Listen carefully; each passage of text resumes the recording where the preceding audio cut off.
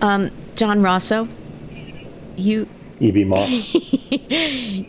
you kind of changed my life, you know. Come on now, Yeah, really? yeah, yeah. You did. Back in, I don't know what year it was, but you pulled me back into my first love of radio. Remember that day? I do remember, but I actually thought you were going to go to the day when we first met. I remember it being an industry thing of some sort. It was somewhere on the Upper West Side here in Manhattan, and I remember sort of almost sitting in a bowl of potato salad or something like that, and you sort of kept me from backing into that and literally sitting in the bowl of potato salad on the buffet. You So know, it's how thank I you for roll. that. Yes, thank you for that. Appreciate it. And you've had my back in multiple ways And since then, that's why you before. hired me back at what was Citadel. I think you owed me or something like that. Right, right. Yeah, Citadel Media. Yeah, but seriously, that was a wonderful experience. I'm forever grateful. You for the potato salad, me for getting me back into my beloved career of audio. You were the president of Citadel Media, and then you moved on to Triton. A worthy stat from one of your reports, I think, recently was that there are actually like 5 million podcasts globally. Which adds up to something like 70 million episodes, of which you are number 20 in season 2 of Insider Interviews. Just saying. Okay. All right. Very good. Thank you. And I think this one will be your highest rated ever. I think so too. So, for the record, hey, it's E.B. Moss, and this is Insider Interviews, where you get the insider's scoop on the business of media, marketing, and advertising. And this is episode 20 of season 2, and I am speaking with John Rosso, the CEO of Triton Digital. Back then, you were the president of Citadel Media. Actually, the sequence of events was ABC Radio Networks, which had been owned by the Walt Disney Company. Disney sold the radio division, which included ABC Radio Networks, to Citadel. Even though we were Citadel Media at that time, we still operated under the brand of ABC Radio Networks for a number of years. And then Citadel was acquired by Cumulus a number of years later. And then Cumulus acquired Westwood One and other bits and pieces. And what you know as Westwood One now includes the old ABC Radio Networks business. Thank you, because, you know, everything is all about consolidation, conglomeration, so that all makes sense to some degree. But the fact is that you have prevailed through it all. Prevailed might be too strong a word, but yeah, I've been in and around the audio business since wow. I have worked in the radio and audio business really my entire adult professional life. Yeah. I worked one day in the television business and learned that it probably wasn't for me. Well, the audio world is better for it. You are and were a terrific boss and CEO, and I know that you're really proud of where you are now, and because the audio world has gotten a little bit confusing. You can tell from our little tee up here. But what's even more confusing to me is what Triton Digital does. I know your Sure. mission overall is to make audio better and tomorrow's audio possible, which is a grand, grand statement. But how do you describe it in kindergarten terms? Sure. I think of Triton as the technical infrastructure for the online audio industry. We have products that fall into really 3 verticals. So the first is content management.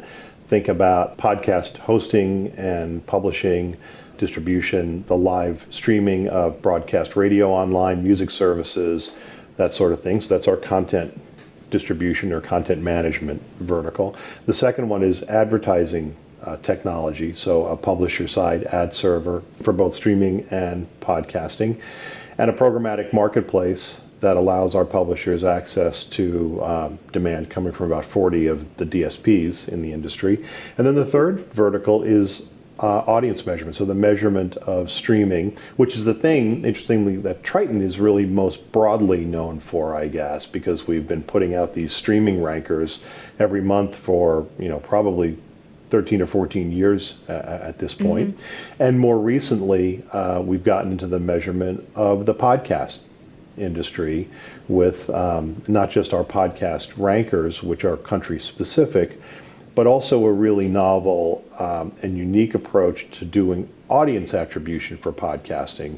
So if you want to not just know how many listeners or how many downloads your podcast has, but you want to go a layer deeper, much deeper, and understand the demography, the socioeconomics, the behaviors, and intents of your audience, we have a product that does that. And again, it's a very unique approach or novel approach where we marry up our census level information around podcast downloads with a statistically representative survey that we conduct in the countries where we're live with that product. So really, again, Triton, technical infrastructure for the audio industry, content management, advertising technology, and audience measurement. And your role is working across all three buckets? As the CEO of the company, I'm sort of responsible for making sure all three of those things are delivering on their promise. They do. We're very, very proud of all the products that we've got. There are, different things drive growth at different times in their life cycle, but we're very, very pleased with each of our lines of business.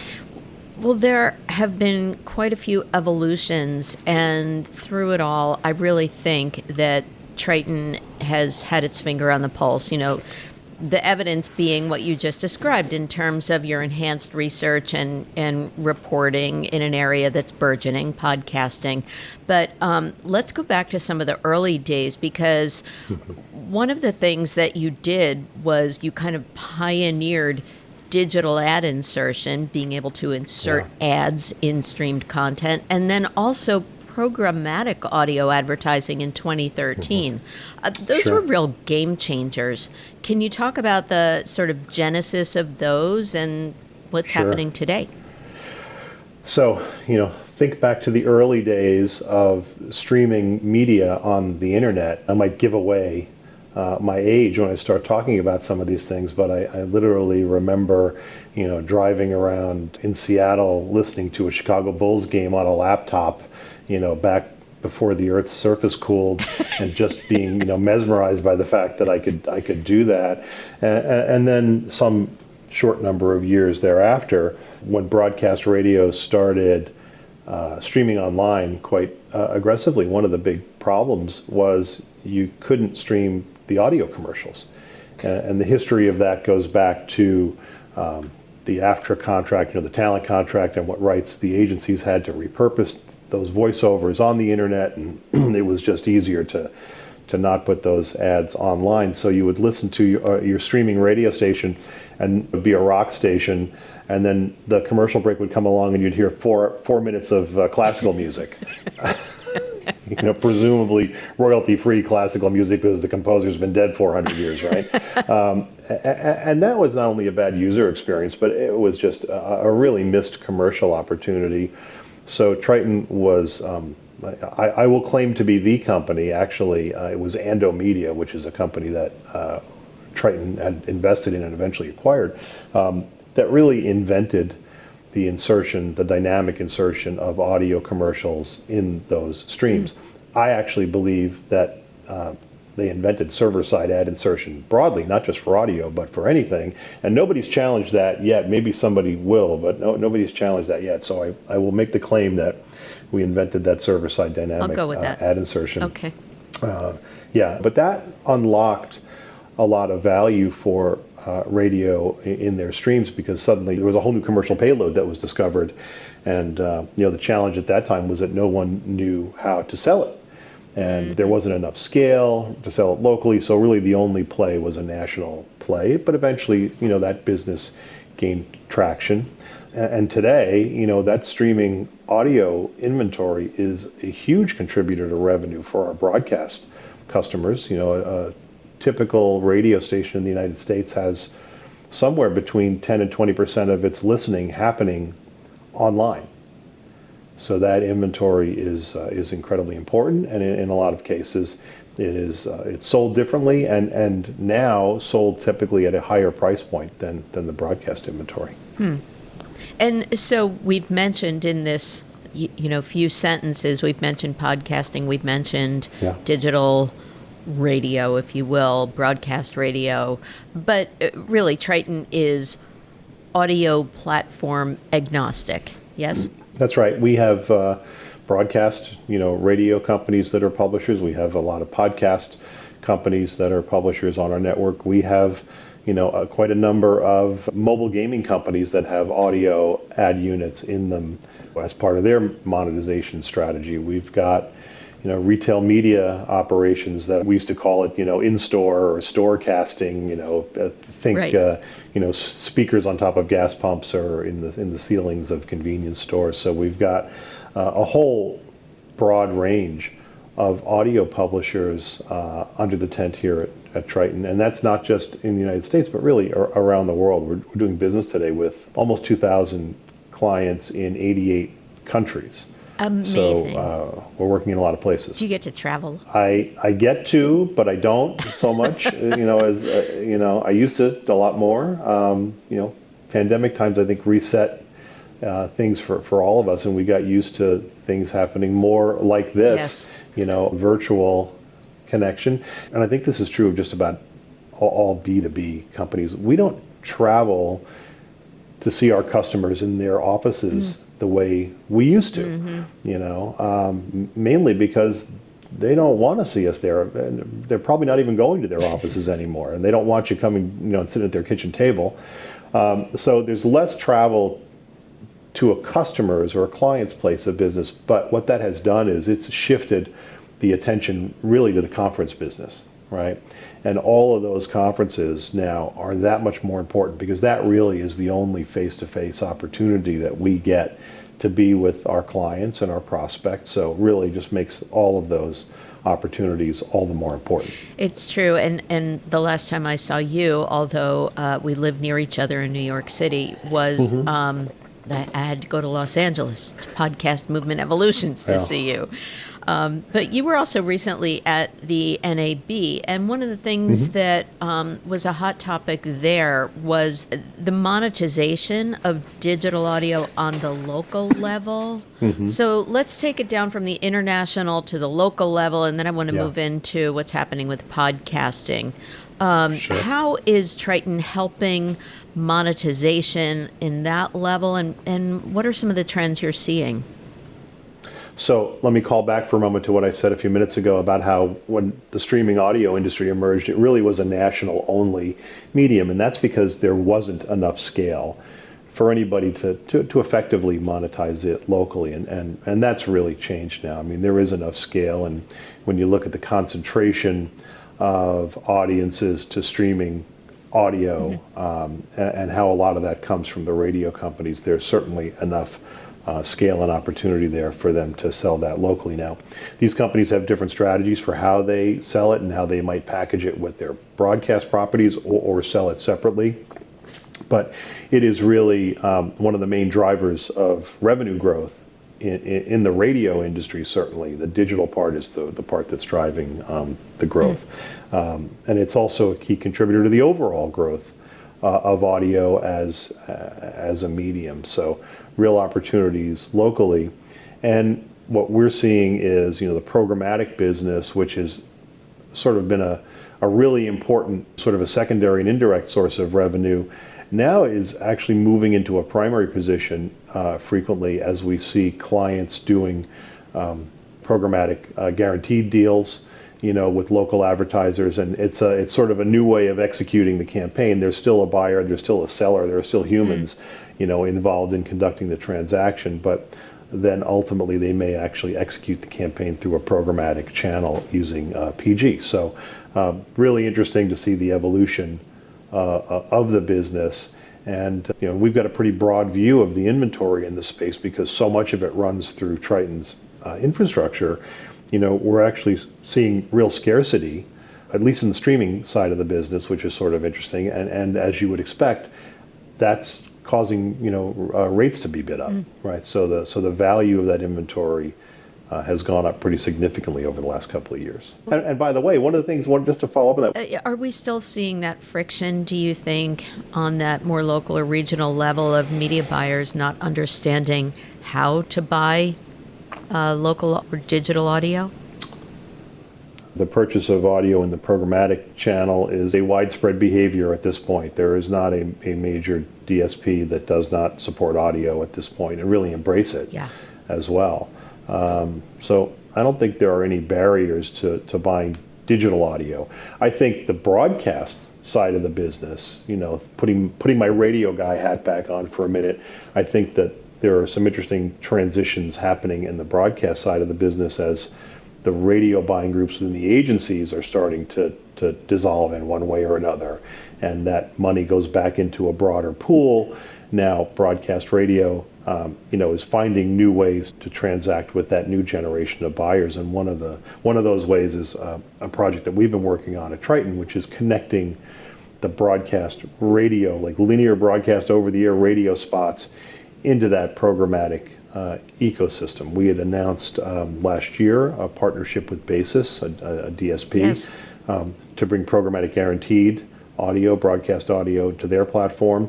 And then we announced back in January that we were doing something similar, but also adding open market capabilities with Magnite's Clearline platform, which is launching right about now. So we're very excited to be bringing, this linear over-the-air radio inventory to a whole new set of potential buyers and putting it in a place where they can consider it for the first time. So that speaks to kind of what we talked about at the beginning, your kind of forward-thinking nature of the company.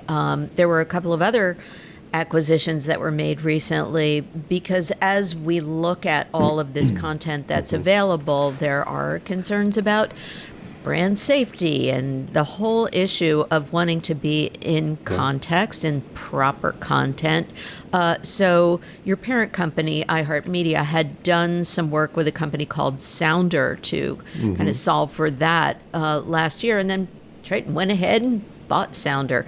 What does it do, and how is that helping us with contextual ad buying and safety? Sure. So Sounder specializes in really analyzing podcasts in particular and getting an understanding of the content. So, being able to not just transcribe the content, but also understand at a deeper level what the content, what they're talking about, right? And this is important for a couple of reasons. You mentioned brand safety. That's a phrase that I'm not all that comfortable with, because I think of it more like brand suitability. Right? I think, safety is sort of in the eye of the, the beholder, or the ear of the listener, right? So it really is this content suitable for your brand or not?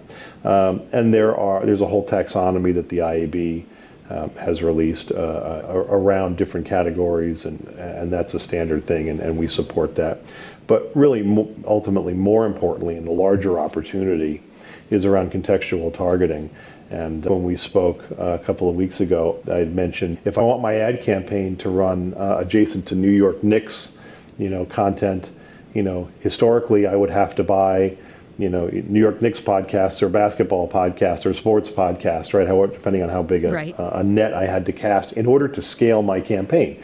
Because there are probably only so many New York Knicks podcasts, and there are only so many basketball podcasts, and there are only so many sports podcasts. So you have to sort of keep broadening that aperture in order to scale your campaign. Well, with the ability to target contextually against the actual content of the show, not the genre, not the title, right? Not the way the show itself is categorized, but target against the content of the show. You and I could have a podcast about gardening or potato salad, and go off on a tangent about the New York Knicks. Well, now there's an adjacency opportunity there, right, that I can target against. So we have that capability now live with a small group of our publishers, and we're about to roll it out across our whole network pretty soon. And I think that's really, really exciting, because that's an opportunity for a buyer to scale a campaign very easily across potentially thousands and thousands of shows. And as you know, the podcasting business is so fragmented. there are very few single show transactions going on out there. Typically, campaigns run across many hundreds of shows. Right. So this is a way to enable that.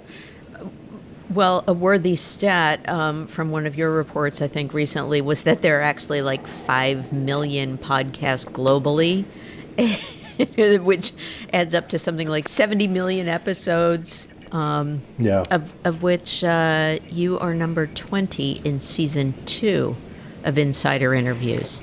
Just saying. Okay. All right, very good. Thank you. And I think this one will be your highest rated ever. I think so, too. No, this has nothing to do with the fact that Triton actually measures these things, and I had no way of a thumb on that scale. Okay. So there is the technical evolution. There's also the personal evolution, too. I mean, we're seeing everything like voice assistants, and if I say her name, she will respond. So my voice assistant shall remain nameless right now. Yeah. But let's talk about some of the things that are new and next, because I really don't want anybody taking my place as an interviewer. Right. I know that there's a lot of voiceover jobs that are already being done synthetically. Help. It's actually a really interesting development, how high quality some of those synthetic voices have become. And I have to, imagine that a year from now, it'll be, even an order of magnitude better. So, there's certainly some opportunity there and some danger. Yes. Right? I think the opportunity is I need 10,000 versions of this particular ad, and because I want them all, sort of downstream customized for different things, whether it's because it should be a little bit different based on, weather or location or who the, listener is. Right. So I think that's one of the commercial opportunities in the audio business is to automate that sort of, we used to call it copy splitting back in the day, right? But obviously the ability to computer generate a voice that is trained on and ultimately sounds like an actual human being, it's a little scary because that's a powerful thing that can be used for really evil purposes. So that's, sort of beyond our business, but really the ability for, artificial intelligence tools to impersonate an actual human being is scary.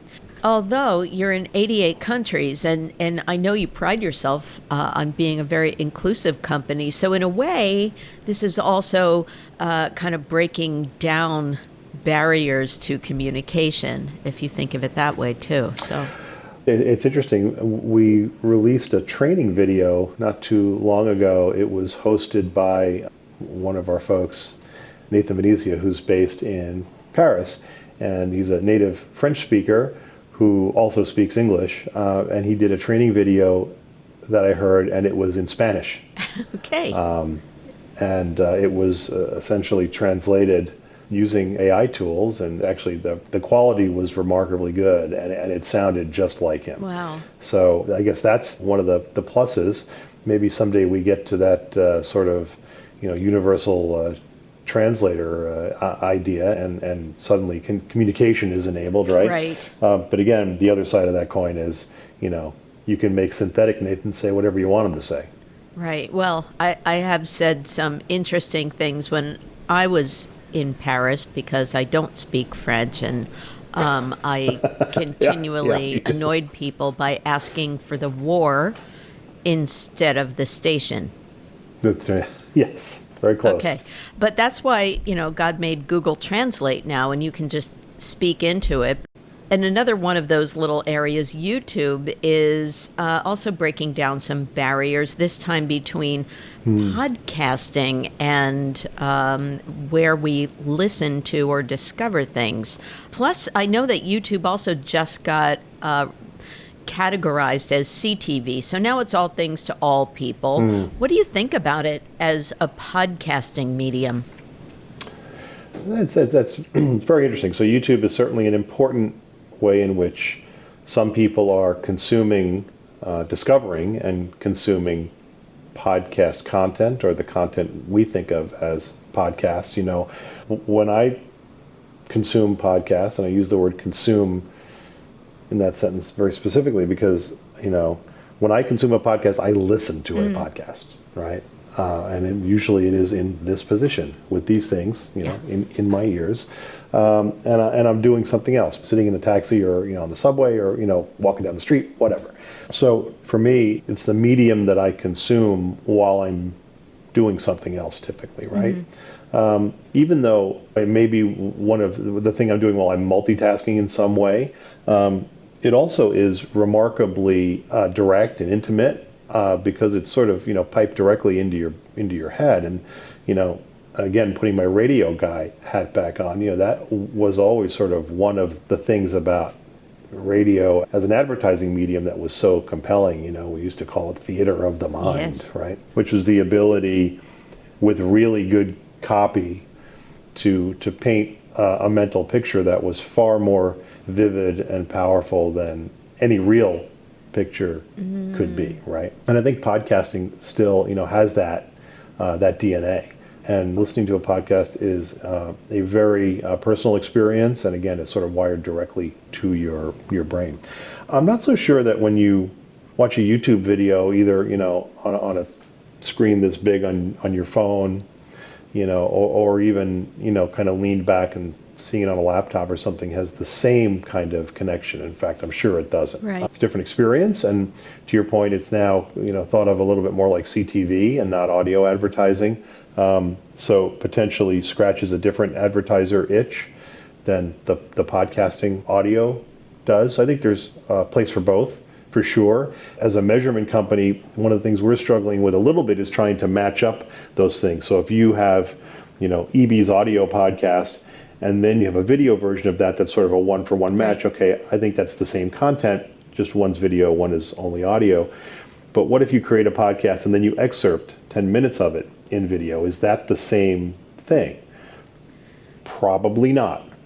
So we're trying to figure out how to sort of map the YouTube podcast video world to the podcast audio world as a measurement company, and it's not easy. Yeah, and as a content creator, I get very confused by best practices as well. So now YouTube has enabled the ability to have your podcast automatically imported based on its RSS feed, your ability to subscribe to and follow a particular show. But what it does is it pulls in the audio version with just a static image. And what I've been doing is duplicating that, as you said. So, for example, little shout out to my other podcast called It's Quite a Living. I did an audio interview only with a musician friend of mine, and I spent all this time creating a video version. And because I had it on automatic import to YouTube, I now have two shows there with the same title. So very confusing, but as you said, discoverability is still really, really high for new podcasts on YouTube. Well, yeah, and that's really sort of the power of YouTube, is the fact that it surfaces for you the content that it thinks you will like, and podcasting can leverage that. I think it's really effective at that. So perhaps one of the main applications for YouTube in our podcasting space is the ability to promote podcasting. And this may be a great way to drive subscription back to the audio channel for these podcasts. Got it. Yeah. So you become aware, and then you just want to be able to listen to it on your own terms, and so subscribe. Yeah, it's kind of the take it with you effect, right? Sure. Or I can't be focusing on the little screen because I'm, mowing the lawn or, driving my car or whatever, but I sure can listen to this. Yeah. Now that we might be diluted across platforms, there might be synthetic voice, there might be visuals with it. There is our beloved listen to the intimacy. What are best practices for advertisers these days? There's the school of thought of host-read ads really have to prevail. Sure. There is awareness building. There is the historical direct response approach to things. Yeah. How does an advertiser wrap his or her head around how to wrangle audio?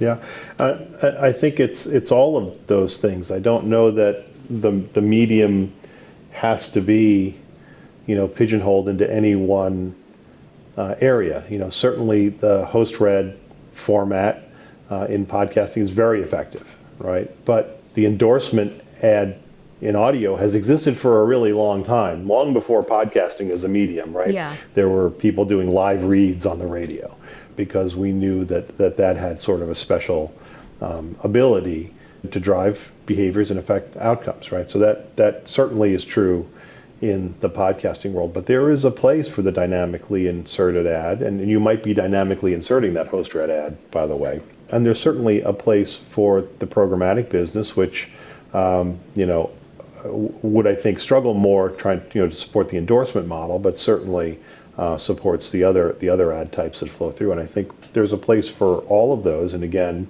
for a third time, putting my radio guy hat back on, all of those engagement types in advertising have existed historically over on the radio side of the business. Your live endorsements, you had your network radio and national campaigns, you had local direct stuff. You had the guy that owns the furniture store on the corner, doing his own ad, for better or worse, right? Usually worse, but yeah, I gotta get out. That's right. So, one tech and one personal question. Now that we've talked about all of these different areas, how would you describe what Triton really is trying to solve for, and what do you wish you could grease the skids to really solve for? What's the hardest thing you're working on? Sure.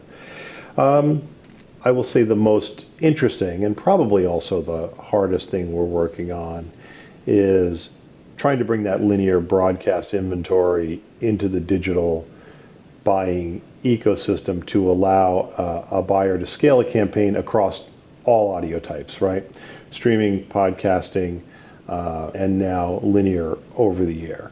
And that involves not just the ability to execute a transaction, but also having audiences that you can apply across all three of these channels. So that is really the most interesting work I think we're doing today, and certainly the most gratifying as we see this all starting to come to life now and starting to work. Really, really gratifying after a long time of hard work to get here. So that part is really great. The other thing that we're working on that I think is really extraordinary is the audience attribution for podcasting. Podcasting, the content's great, but a lot of the consumption happens on devices that don't give us a lot of information about who is doing the consuming, right? So we have to use other methods to understand the audience, and Triton's Podcast Metrics Demos Plus service really is an extraordinary data set that shows across a couple of hundred different dimensions the characteristics of the audience to even relatively small podcasts. Awesome. And I happen to have learned that business podcasts are now one of the fastest growing genres. Yay. That's good. But there's business and then there's personal. So as promised or threatened, I always like to talk about purpose-driven opportunities. I know that, back in the day with my radio hat on, radio was known as the place for public service announcements and what you'd turn to in midst of a crisis. So I have to ask two things. Were you in New York during our big earthquake? She said, coming from California. Oh, yes. Yeah, I was. Yes, I was sitting at my desk for the big earthquake. Did you know what it was? And well, it was my first. Oh. So grasshopper. Yeah, I figured out within a few seconds that must be what was happening. Yeah. And then my phone started ringing and texts, blowing up from family who were located in different parts of New York City and other people saying, was that an earthquake? And it's really interesting. You mentioned that radio was the place that people would go to really, for the immediacy of it. Even television, even live TV, especially local television, cannot get on the air really, really instantaneously when something like that earthquake happens. But, immediately it was on the radio. And because Triton measures streaming, of course, I geeked out a little bit and started looking into our data set and saw that, the news stations here in New York City, the online listening to those stations actually went up by about a factor of 8 or 10 times Wow. in the course of just a minute or so, right after that earthquake hit. I mean, literally, the spike was off the screen. So that was really indicative of sort of the place where people went. And it wasn't just because they pushed the button on the radio, in the dashboard of their car, but they went to the live stream as well. And really interesting to see that that's where people turned right away when they were wondering what the heck was that. Yeah, right. And so I hope that with all of our different sources of audio information that there's still a push to retain public service messaging. But as I teed up before, Triton is a very inclusive company. Are there particular missions that Triton subscribes to for its corporate social responsibility? So, Triton is a very inclusive organization sort of by accident. I think about the history of the company. First, Triton is an amalgamation of a lot of acquisitions of different companies from around the world. And we're about 300 people. And Wow. Interestingly, a minority of those people are here in the United States. We've got a number of people in Canada, in Quebec and Ontario, and actually even out into Western Canada.